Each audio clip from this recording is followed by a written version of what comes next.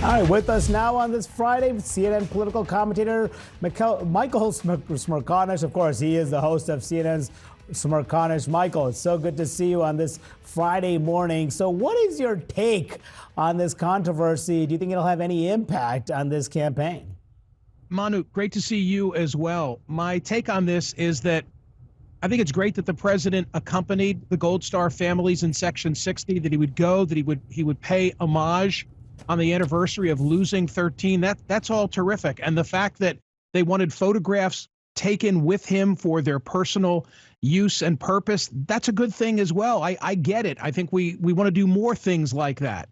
The problem is that the video then gets used for a political purpose, and that's totally at odds with the standard, the law that would apply to Arlington and other sacred ground. So it never should have ended up in TikTok. And for that, he needs to be held accountable.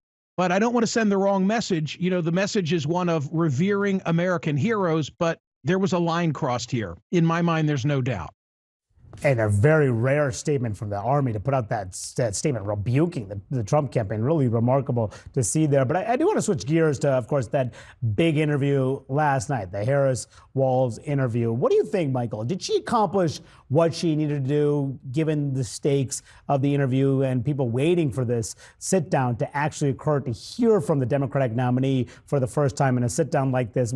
How do you think she performed? Is this what the campaign needed? So I think the headline today is that there is no headline, right? That there was really no news made from the event other than the fact that it occurred after her being, the Democratic candidate for about a month. She achieved her purpose, which is that the two of us right now are not discussing any viral video. Hippocratic oath, first rule, do no harm. It applies to politics.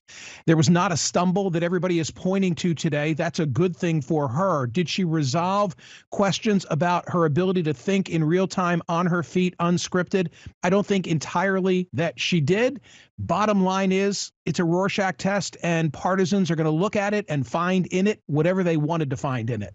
And how do you think she should handle her media strategy going forward? Should she do more sit down, if you're, obviously as a reporters, we want her to sit down and talk and answer questions really every day. She should, and she should answer voters' questions. But if you're a political strategist, perhaps you want to prevent those viral moments from happening. How do you see this playing out in the weeks ahead?